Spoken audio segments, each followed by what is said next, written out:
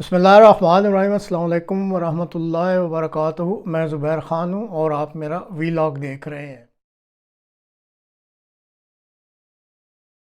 बताइएगा गांधी साहब, आप क्या फरमाएंगे इसके बारे में? हमारे यहाँ ये कवानीन बन चुके हैं।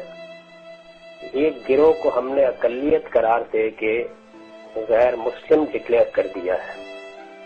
अब हम ये कहते हैं कि वो अपने आप को मुसलमान कह नहीं सकते, वो अपनी इबादतगाह को मस्जिद नहीं कह सकते, वो उस पर अगर अशहदु अन ला इलाहा इल्लल्लाह या अशहदु अन्ना मुहम्मद रसूलुल्लाह लिखे तो नहीं लिख सकते।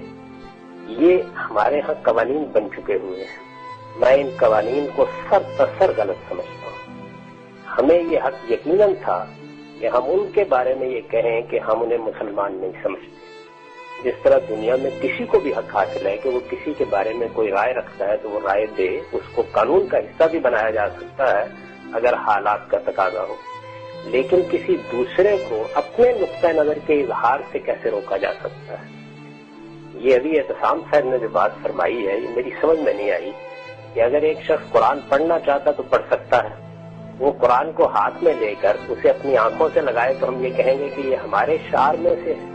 अगर वो कुरान मजीद को अपने घर में रखे तो हम ये कहेंगे कि ये किताब तुमने क्यों रखी हुई है। अगर वो कुरान की कोई आयत लिखकर अपने दरवाजे पर लगा दे तो हम ये कहेंगे बाइबल भी तो रखते क्यों लगा दी है। बहुत से छोटा इस बात का जवाब देना चाहूंगा। थोड़ा गुजारिश ये है, हमें इन कवानीन को भी देखना चाहिए। हमें ये हक हासिल है कि हम किसी के बारे में कोई राय कायम करें, लेकिन दूसरे को हक हासिल है कि वो अपने नुक्ता नजर का जिस तरह चाहता है इजहार करे। ये हक उसको खुदा ने दिया है। अगर कल मसीही ये कहें कि तुम मसीह अलैहिस्सलाम का नाम न लिया करो, तुम उन्हें अपना पैगंबर न कहा करो, इससे हमारे साथ इंतबाह पैदा होता है, तो हमारा क्या रद्द अमल होगा?